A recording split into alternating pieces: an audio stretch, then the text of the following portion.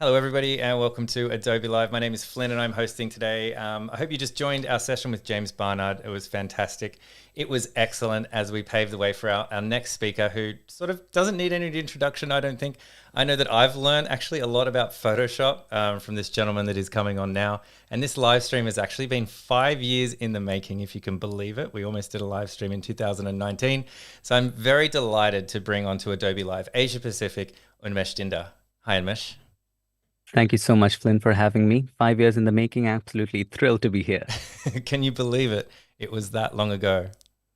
It was. Yeah. And I'm happy that we were able to build that connection. And I'm excited to share what I have to share with the audience today. Oh, fantastic. Well, we're here because this is part of a series that we're doing where we've asked some of our speakers from Adobe MAX to join us on Adobe Live Asia Pacific and kind of give a little bit of insight into their session and share some extra bits and pieces. So if you haven't already, please go register for Adobe MAX. It's free. It doesn't matter where you are in the world. You can jump in there and you can check out the sessions and you can check out Unmesh's full session there as well.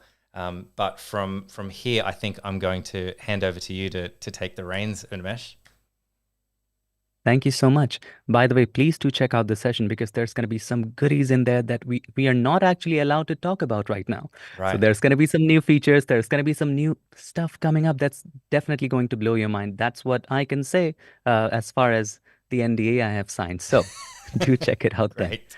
We're very By the way, careful. if you don't know me already, I make Photoshop videos. I make Photoshop tutorials, and I've been doing that for about 8 years now. And we have made so far about 999 videos. So the next video is going to be our 1000th video on Oh, YouTube. wow. That's going to be super fun. You're going to be a big I one. also do professional Photoshop training. So if you want to check out more of my other stuff, you can look at piximperfect.com. It's just Piximperfect YouTube channel, piximperfect.com. If you want short videos, go to Piximperfect Instagram. All right, with that out of the way, let us do some fun Photoshop stuff. Are we ready for that, Flynn? We are ready. Just before we do, I will let you know that we're going to try to allow to have a little bit of time for Q&A at the end. So what we're going to do, so we're not interrupting Unmesh as we're going through, is if you've got questions, throw them in chat. We'll gather a few of them up and we'll ask them as we finish the session today. So throw them in chat as we're going through.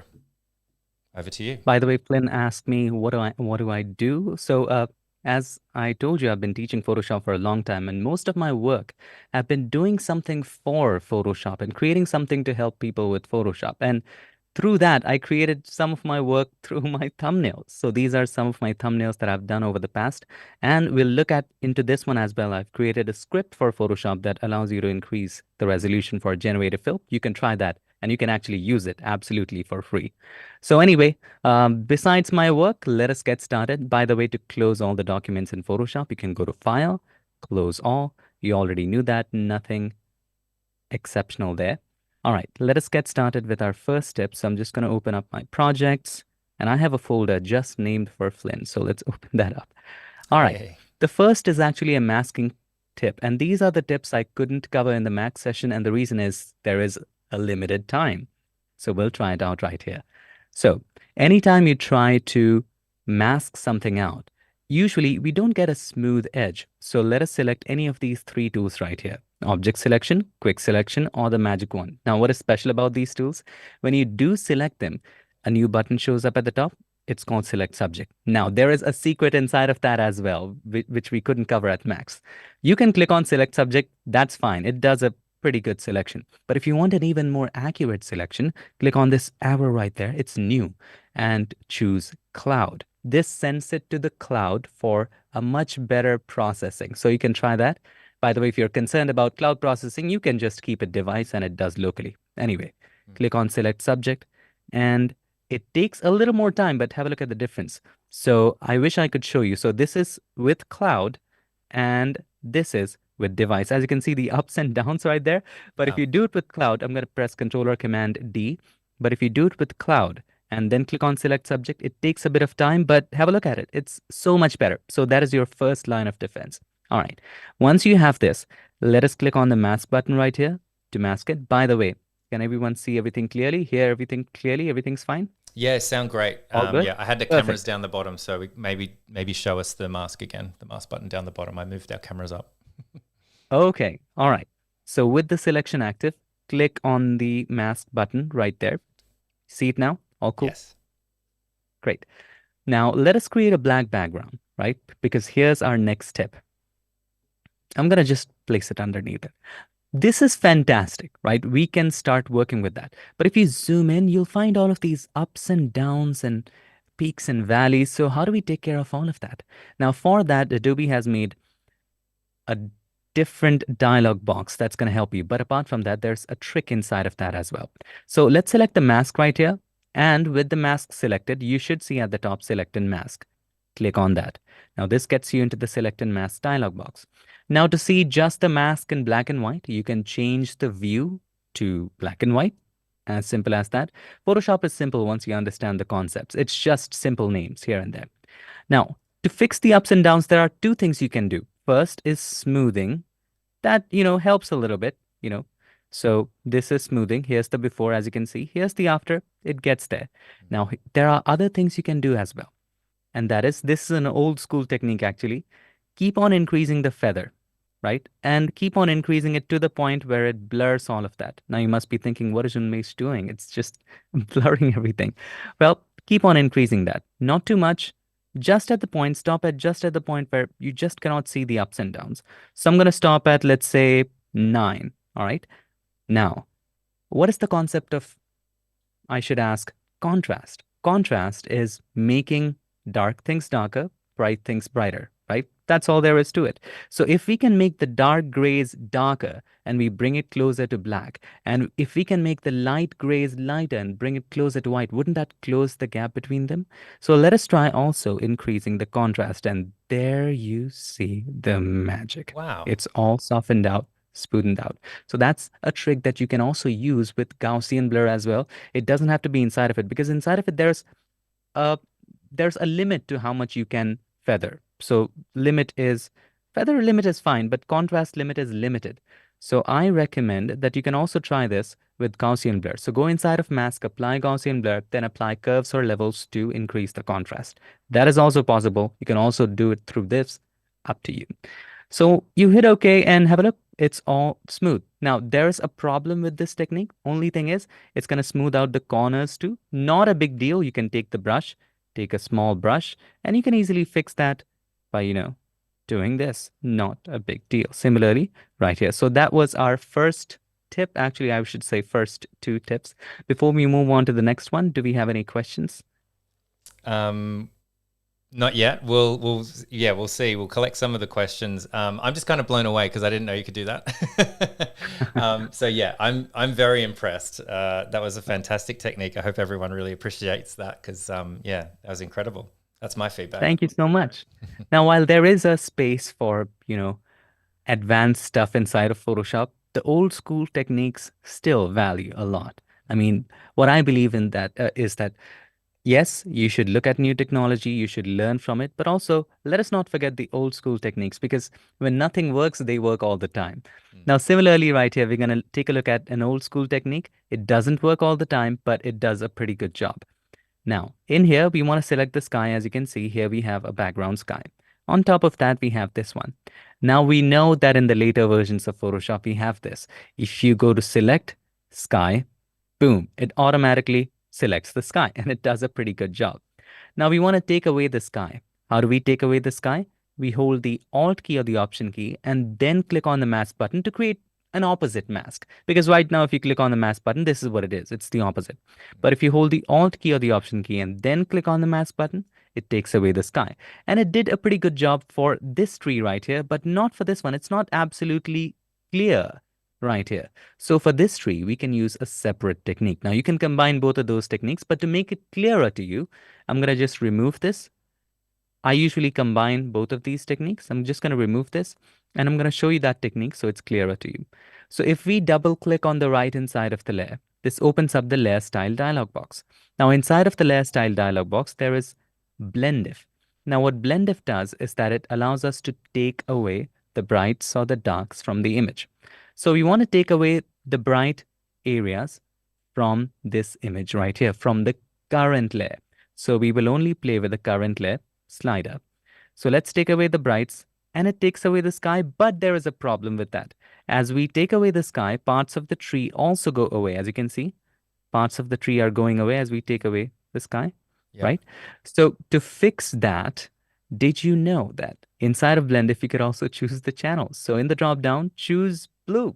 As simple as that. And now when you do that, now when you take that away, it's so much more clearer. You can make it even more nicer by holding the Alt key or the Option key, clicking on the slider and making it smoother. And you couldn't get a better Wow. selection than that when it comes to, taking away the sky. So there you go, just like that. You can play with it, see what works best for you, and go with that. Now, this does a incredible job. It's so clear. It's the masking is perfect. Now, this does an incredible job for this tree, but not for this one because there's some parts gone. So I recommend select sky, use that for this one. For this one, blend if, use a combination of both of them. All right. Mm. So that's what it is. And now we will move to the next tip. Taking a Wow. pause if you have any That was questions. that was great. You said that it's like the simple, old school ways are the best, but I actually hadn't seen that technique of choosing the blue and removing it in that way. That's great. Oh, I'm glad it was helpful. Thank you. So, all right, this is a picture I took from one of my recent videos, by the way. This is a picture I actually took in Dubai because I didn't have the dirhams to go to the terrace, so I had to take it from behind a window, tinted window. So it's all blue. We need to fix it. So how do we fix it? Well, one of the easiest ways to do that is through curves. So click on the adjustment layer icon and let us choose curves. Whenever you take a photo through a tinted window, and I've seen that. Recently, I was also in, I think, San Francisco. Uh, I think last year, maybe during Adobe MAX, it was a fun time. And I went on to the big bus tour, the big bus Mm. tours you get Yes, yeah, into. where you get to see the And town. Yeah. right. And I was taking photos from back of the tinted window, and everything turned out to be blue. So here's an easy way to fix that. If you're taking photos from inside of the car, inside of any kind of window, your whole image has a color cast. Simple. All you need to do is to open up curves. Inside of that, you can try using the gray point. You can try select the gray point and try to click on one of these areas. That does fix it. It's fine, but you have to do a lot of trial and error. You can try that. That's a good manual way to do it. Other way actually is click on the hamburger menu or the tofu burger menu if you're vegetarian. Inside of that, go to auto options. And inside of auto options, you can try the first three. Something special about the first three is that you can snap neutral midtones because with the fourth one, snap neutral midtones is grayed out. Select the first one. Does that work for you? No. So I'm going to check snap neutral midtones. Select the second one. Does that work for you? Oh my gosh, yes. Select the third one, and I like it the best. Hit OK. And with just that automatic Wow. stuff, it's fixed. So before, after, all of that tint gone. Now on top of that, you can do all kinds of color grading, all kinds of stuff. So I'm just was trying to figure out, all right, this zoom thing. Anyway, now to color grade it, you can use maybe a color lookup table. And one of my favorite color lookup tables is actually crisp warm. I use it all the time. Let's apply it. It just instantly improves the photo. Now, the problem with crisp warm is that it also crushes the details. So you can take it away from the dark areas by double clicking on the right hand side of the layer and using the same blend if technique. We want to take it away from the dark areas of what? From the dark areas of the layer that lie under it. In other words, the underlying layer. So let's take it away like that. It's harsh. Hold the Alt key or the Option key, click on the slider to break it apart and take it all apart like so. So this is a little bit of color grading. And again, here's the before overall, all blue, all tinted, and here's the after, easily fixed. So that was our next step. We have even more tips. And meanwhile, if you have any comments, questions, let me know, and I'll just move forward to the next one. I was just wondering if you wouldn't mind explaining what's actually happening with that slide that you're doing. You said if it's a bit too harsh, but then and you did it in the two examples. But can you explain what's exactly happening during that time where you're Absolutely. splitting the So triangles? with this, okay. So what's happening right now, this color lookup table is applied throughout the image. Mm. Now, the problem with this color lookup is that it's making the shadows too dark and thus we are losing the details. What we want to do is that not apply it in the shadow areas. So what are Right. the ways to do it? Simple way could be selecting the mask, taking the brush and with black erasing it from the shadow. It's not very ideal in this case. Another way is using blend if. So you double click on the right hand side of the layer, it takes you to the layer style dialog box. And we want to take it away from the dark areas. In other words, we want to hide it from the dark areas. And to hide it from the dark areas, we need to ask ourselves this. Okay, we want to hide it from the dark areas of what? From the dark areas of these buildings, the scenery, right? So where are the buildings? Where is the scenery? It is in this layer. Now, Right. where is this layer? This layer is under the current selected layer. So we only play with the underlying layer. So we are going to take this effect away from the dark areas of this layer, which is under this layer, and that is why we play with the underlying layer. Now, playing with the left-hand side slider takes it away from the dark areas. Playing with the right-hand side slider takes it away from the bright areas. But if we take it away from the dark areas, as you can see, the selection is very harsh. This is very Yep. visible right here. Yep. It's taking it away from the dark areas, but it is very harsh. Now, how do we make the transition between the area that is hidden and the area that is shown smooth?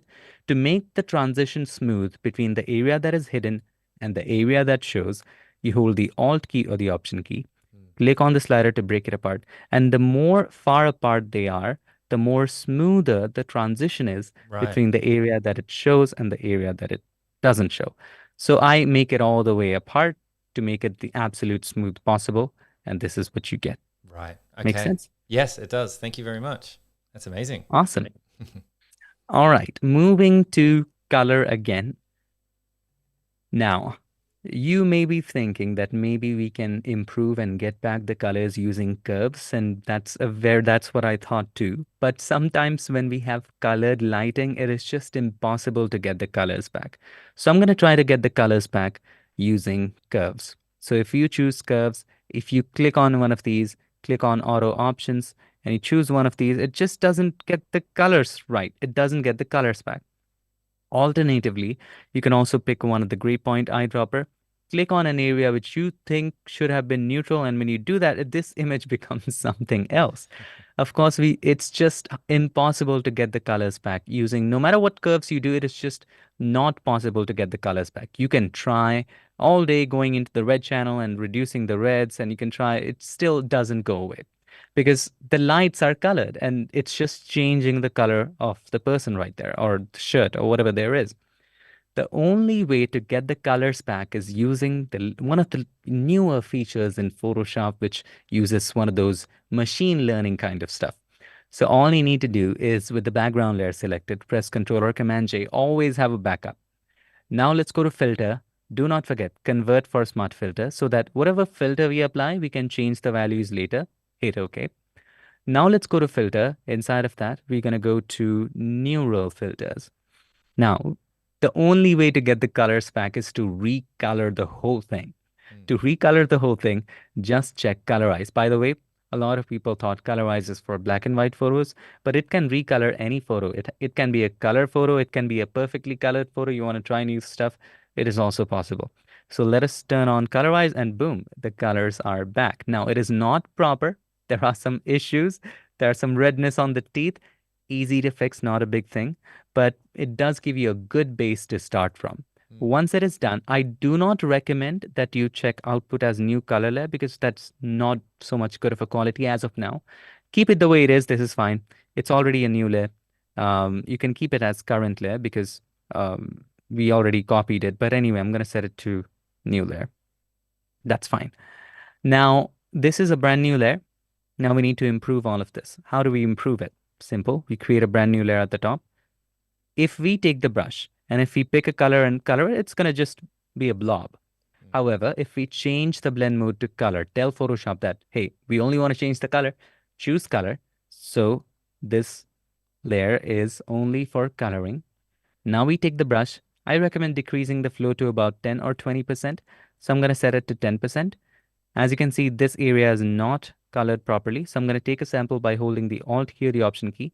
Take a sample from a nearby area which has good color and just paint over that area. And that's how you get the color back in that area. You can also sample from other areas. Similarly, for the teeth, you can take a sample from this area or pick your own color. That is up to you. So I'm just going to pick this color and maybe paint on the teeth with a higher flow, 20%, and get some of the colors back.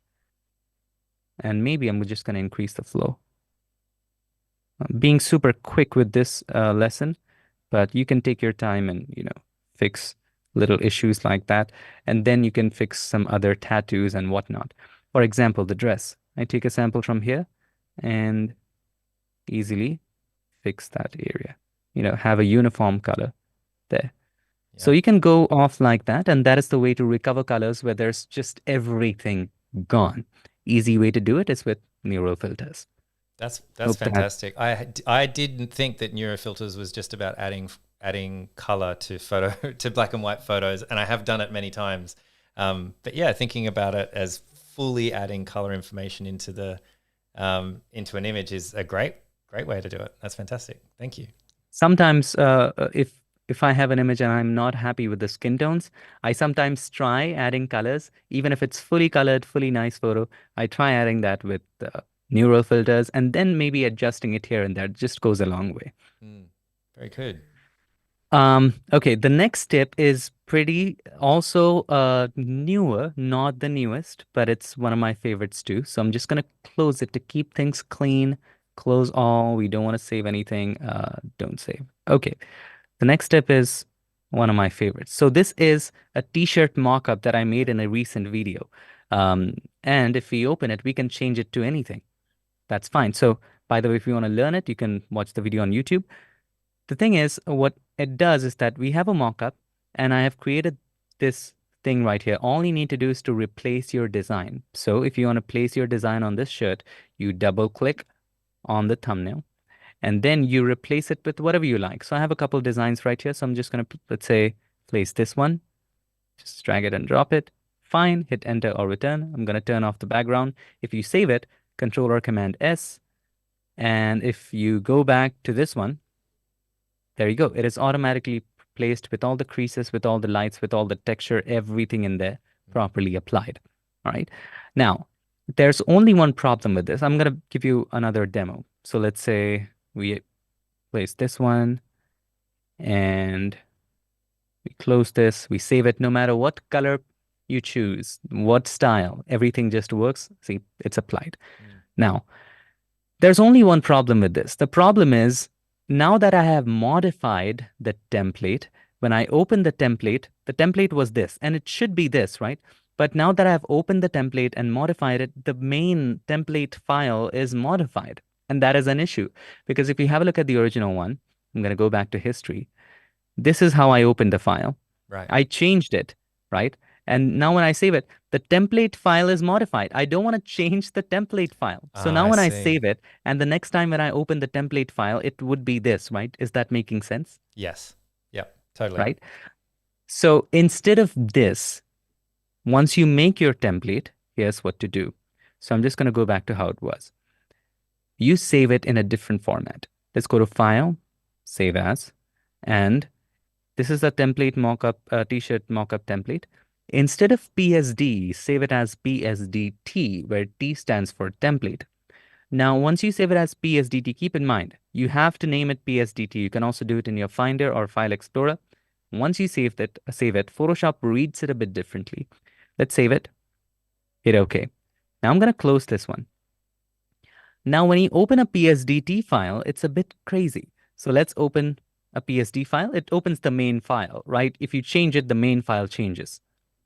But if you open the PSDT file, it doesn't open the main file. It creates a brand new file for you, as you can see, untitled one. It is not saved. If you go to File, Save, it will save it as a brand new file. It will give you a brand new prompt, and your original stays intact. Now, when you modify your designs, do whatever you want. I'm going to place this right here and, turn this off and save it. And now when I get back to this one, the design is automatically placed right here nicely. Now, if I go to File, Save, it just gives you a prompt to save it as a new document. So it doesn't bother the original template with the PSDT file. So that is the advantage. So whenever you create a template, you want to make sure that you save it as a PSDT file. If you want to change the PSDT file, just take the T away and you can change the original file. But otherwise, keep it PSDT. Does that make sense? That's great. Yeah, that's amazing. I didn't know that you could just add that extension, just by one letter, making that big change. Just great. Yeah, make it a template. It doesn't change the original file. All right. We have more tips. We have very easy tips, by the way, and then we can open it up for Q&As. Okay, great. So let us open this one. Usually, when it comes to changing color, I'm going to delete this. Usually, when it comes to changing color, we tend to do this. We tend to select it and tend to select all that. And then we tend to, you know, create hue saturation and change color like that. There is no problem with that. The only problem with this is that you have to make a very accurate selection. There's going to be things missing out here and there. And the other problem with this is that if you try to make it black or white, you just cannot, because if you decrease the lightness, it's a black blob. If you increase the lightness, it's a white blob. So how do we go around that? Easy thing to do is to do proper targeting right here.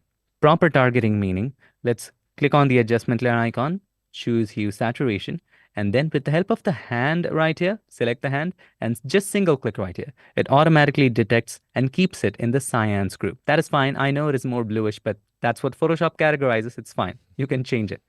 Now, change the hue and saturation all the way to the right-hand side, just to see which areas are being targeted. Now, you see the range right there, this range slider? That's what decides like what are the range of colors that we are targeting. And at the bottom rainbow thing right here, what you can see is shows you what are you doing with that. So if I were to make it like this, see, this is the result. This is the area that we are targeting. So we have to expand the range so that all of the blue is covered. So right now, let's expand it more. All right. Don't expand it too much, otherwise the skin starts to get covered as well. So we don't want to do that. We want to keep it at a nice amount. You can also decrease the transition. There you go. This works. I'm going to do a super quick job here. Similarly, I'm going to extend it from this side too. All right. Now everything is targeted. You didn't have to worry about harsh selections and all of that. You can make a smoother transition like so. All right. Everything is automatically done. Now I know this looks weird because it is extreme. Saturation is at 100. So let us double click on the text to reset the sliders. So if you double click on the text of any of these, it just brings it to the original default position. Now, the great advantage of this is, of course, you can change the color to whatever you like. That is cool.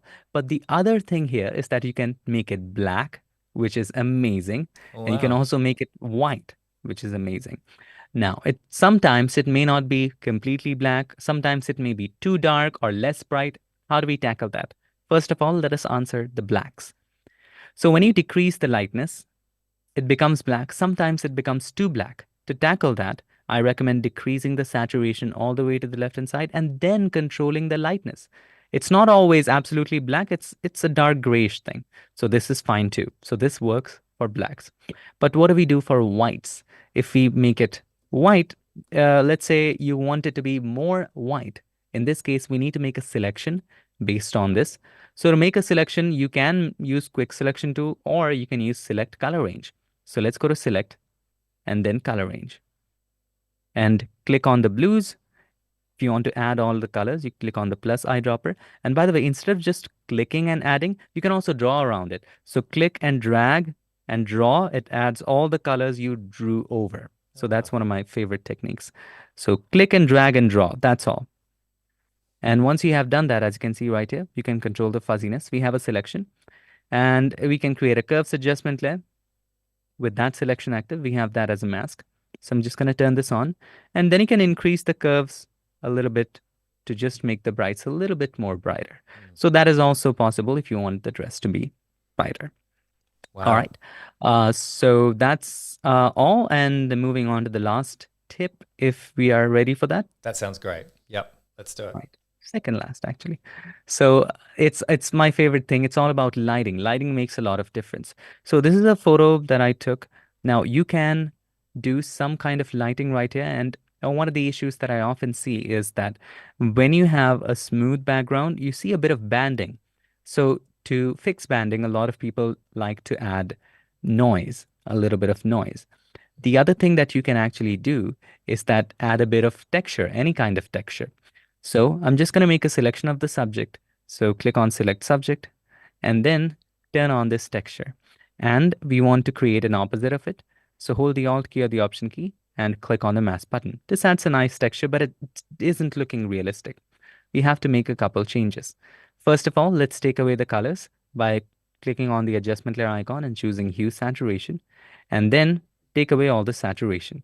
By the way, we want it to be limited to just this texture, so click on this button. This creates a clipping mask. It limits it just to the texture. So once that limit is done, still there is something missing. The subject is sharp, but the background should be a little out of focus. So let us select it. You want to unlink the mask, otherwise the mask can be affected too. So let's click on the link to unlink it. Now let's go to Filter, Blur Gallery, or just Blur. You can choose Blur Gallery, Blur, up to you. So I'm just going to choose Blur, Gaussian Blur. A little bit of blur just goes a long way, maybe at about 9 or 10. So I'm going to set it to 10, and that takes care of all the banding. Now, apart from that, you can do incredible lighting effects.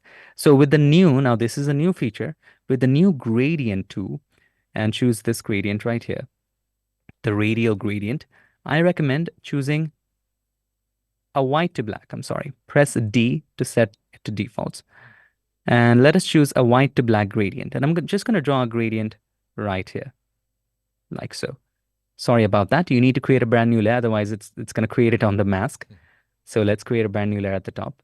And we're going to create a gradient like this. It's the opposite of what we wanted. So let's choose the right color. Everything is adjustable right now. It is on the screen, which is a good feature. Now you can adjust the lighting, maybe make it squishy a little bit, create a spotlight kind of an effect. The light is coming from this side. So this is what we want to create. Now we can also limit it to this texture. So hold the Alt key or the Option key, click on it to limit it to the texture. Also change the blend mode to overlay or soft light. Overlay looks fantastic. Now this creates an incredible light, and you can change the light on the fly. So I'm just going to place it right here. If you feel that this area is too bright, just double click on it, just decrease it from here. That's all. And if you feel that this area is too dark, just hit OK. This area is too dark, just double click on it and brighten it from here. So you get complete control of the lighting like this. So much better than before, and gives it a such more, Renaissance ethereal look right here. So that was all there is to it. Now, any questions before we move on to the last one? We have a few questions, but I think we'll do the last one, and then we'll do our Q&A. So that's a final kind of call out as well to chat, as we we'll wrap things up after the Q&A. So if you do have a question, we'll probably have time for one or two more. We'll see how we go. So if you have any, throw them in chat. Okay, cool. So the last one is, let's say usually it happens that we have this photo and we want to post it on Instagram, and sometimes we want to post square. When we don't want to post square, the only option left with us is to either crop it, right? Or these days you can extend it, which is a good thing. So to extend it with generative fill, you already know what to do. You can, select this area. You can also select this area, or do it while you're cropping with generative expand as well. Once you have that, you can, let me open up the contextual taskbar. Click on generative fill, and you don't have to type anything, and click on generate, and it's going to generate both of the areas. So I'm just going to do that. And to save the time, I've already done it. Here is the generation. Now from this distance, it looks fantastic. The only problem with generative fill is that it's going to get better with time, and I'm sure that during Max or maybe after that, Adobe might increase the resolution. I'm guessing that. I don't know that. Anyway, so with generative fill right now, I think it is 1K, 1024 by 1024. Maybe they increased it in public beta. I'm not sure, but it's still a limited resolution. The problem with that is from here, it looks fine. But as soon as you zoom in, you can begin to see the difference. So this is the original one, and this is the filled one. So you can tell that, this area is filled. Similarly, right here, you can see that this area is sharp and this area is not. So how do we fix that? Well, the fix is pretty simple. It just takes a little time. So all you need to do is to fill it one by one. So you can take the square rectangular marquee tool, and you can select just this area, and then click on generate. Do that area and do this area on top of it, then do another area on top of it. So what I've done is that I've made a script that's going to make it easy for you. So all you have to do, it's Adobe approved. You have to go to your Creative Cloud desktop app right here. All right, so I'm just going to close this. Go to apps. Where did the plugins go? Sorry, stock and marketplace. Inside of that, go to plugins and then search for Piximperfect. You can get it directly from Adobe, so no worries about that. There is Piximperfect compositing. Click on install. It will automatically be installed inside of your Photoshop. Now, once it is installed, it's a free feature, by the way. This feature is free. Now, once you install it, this plugin will show up. If you are not able to see it, go to plugins, and then here you should see Piximperfect compositing. Click on it to open the plugin. Now, once you do open the plugin, open up the high-res Gen Fill section, and then pick the size of the box. Is it going to be a 1,000 pixel box, 500 pixel box? So each box that you generate, how big do you want it to be? So for this example, I'm just going to pick, let's say, a 1,000 pixel box. And then I'm just going to click on this. This button fills up the transparent areas. Once you click on that, what it does is that have a look. So it will try to fill it one by one. So right now it is processing one simple area, and you'll see it soon, hopefully. Let's hope that it works. And one of the things with generative fill is that I've realized that the speeds are different on different times of the day. The speeds are also different on where you live. So I tried it on when I was in US, it was 6 seconds. In India, it is sometimes 10 or 12 seconds for some reason. That's interesting. So anyway, and this morning when I was doing it, it was much faster than the live stream. And it seems like when you're on live, they usually, stuff like this happens all the time. I feel like it takes longer. Everything takes longer. Yeah, it takes long. It takes longer because it wants to, show your audience that you're not perfect. That's right. They want to prove that it's live, I think. Yeah, you want to prove that it's live. It always happens in keynotes, live streams, all the time. It works great the rest of the time. It doesn't during live streams. So for some reason, it is not processing. Just I'm going to hit cancel. But as you can see that this area is automatically selected. Either way, I'm just going to try again. 1,000 pixels. Click on this. And then it will try to fill that area. I'm going to share with you. I've already done it, by the way, just to be on the safer side so that you know what it does. So we're going to try that.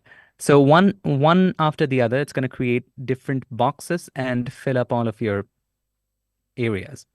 So let's hope that this time it works. Meanwhile, if you have any questions, let me know. I mean, we could start the Q&A if you like. Perfect. There was a question. Keith asked, I'm just going to go in order of how these questions came in, guys, just to make it fair. Can generative auto fill be used to remove eyeglasses or perhaps some other method? Eyeglasses. Now, the thing with generative fill, it just generates brand new pixels. So if you try to select the entire eyeglass, definitely it's going to remove it, but it's going to be a different eye. It's not going to be the same person. That is an issue. But if the eyeglasses are transparent and there are only, the frame, try to select the frame, keep the eyes intact, keep as much as the original detail as you can, and only select the areas you want to remove. That way, you only replace those areas and not the eyes, because you don't want to change the person. So depending upon if the person is wearing dark goggles, definitely not possible. It is possible, but it's going to be a whole new set of eyes. So for those times, it would be helpful if you have another photo of that person, and then you can use, then you can just place the eyes, and then you can use generative fill to blend the edges. But apart from that, it's not completely possible to get the same eyes, of course, because if you think of it, it's not possible. Yeah. Yeah. But it's interesting because I've seen All right, before we move on, I'll let you go. yeah, go ahead. Oh, no, I just was saying that I just wanted to share like the result. Great. So this is doing one time, as you can see, and with if you do it one by one, as I have automatically done, this is absolutely automatic. For some reason, generative fill is not working at the moment, but if you turn this on, you'll see the difference. So this is with one time, as you can see, there's a resolution limitation. And here as well, you can see. But if you fill it one by one with the automatic plugin that you can try, or you can also do it manually, or up to you. So this is with one by one. As you can see, it's just incredible. It's just crazy, crazy difference. Similarly, if you have a look right here, it is just on another level. This is one time, and this is, doing it little by little. Just have to play it, and it'll automatically do the rest. And if you look at the layers section, you'll see that it has filled little areas one by one. So this area, then this area, then this area, then this area. Yes. Some of you may be asking, will it count against my credit? Yes, every generation will count against your credit. So that is all what I wanted to show when it comes to the tips, and that's pretty much it. Yes, let's, oh, please, sorry to interrupt you. Let me No, know not what at you were all. asking. Not at all. I've forgotten, and you know what? It doesn't matter. I'll get to some of the questions because I know there were a lot. We've only got 5 minutes, so we'll move on from there. Cool. Um, Awesome. first of all, that was all amazing. But I do want to get to some of the questions, so I'll jump straight away in. Learner Boy has asked, please explain how hue and saturation works from basic. It's been 4 months since I started learning it, but I'm still finding it difficult to understand. And actually, you did demonstrate some of the hue and saturation, but I don't know if there was any extra bits that you might want to tell someone that's still learning. So, okay, so I'm going to give a very short tip. Hue and saturation, I'm going to tell you what it is, but I'm going to also share with you the resources. So, hue and saturation, the best way to apply hue and saturation is targeting.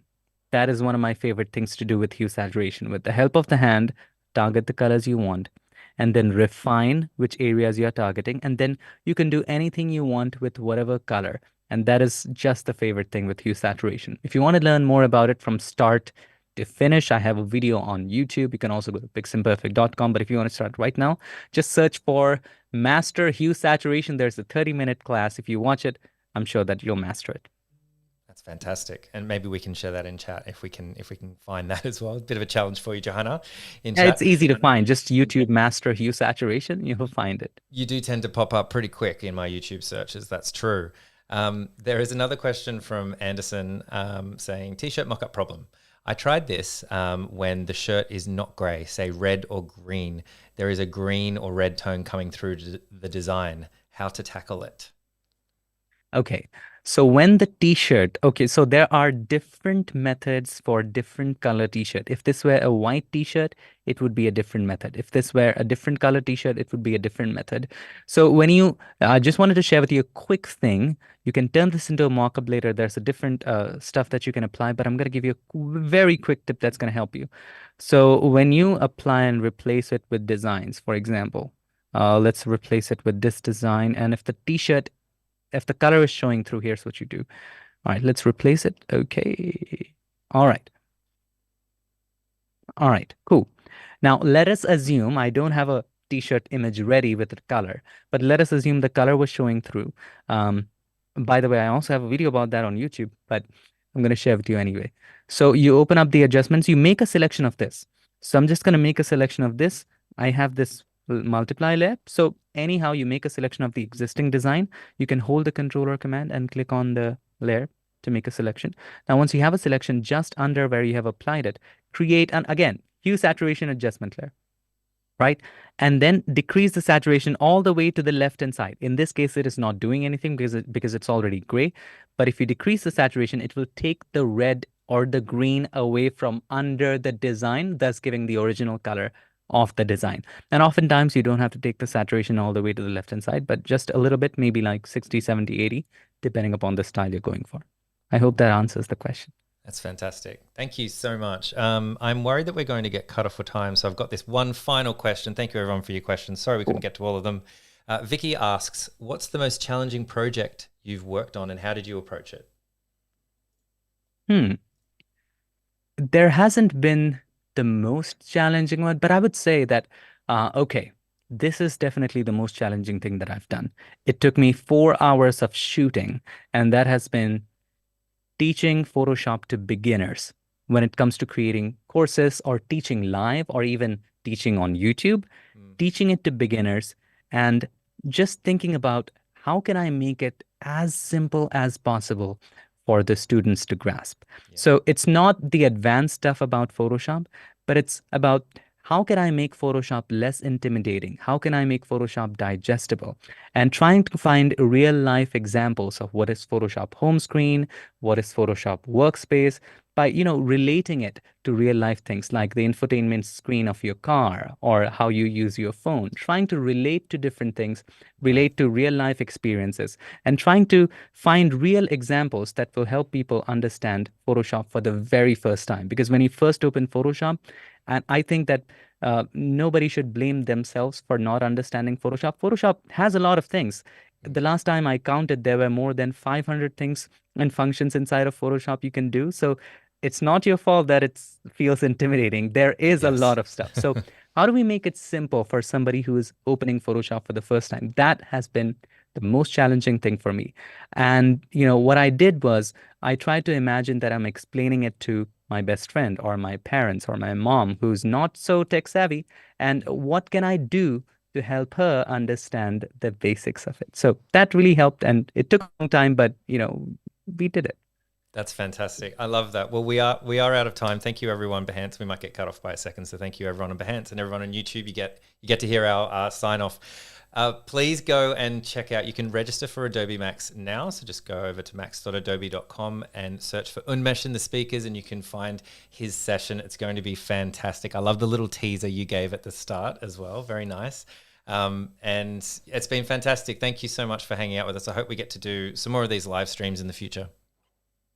Awesome. Likewise, remember to keep creating. Just saying that to the audience. That's fantastic. Well, thank you very much, Unmesh. Thank you, everyone, for watching live and the replay as well. And we'll see you next time on Adobe Live. Bye.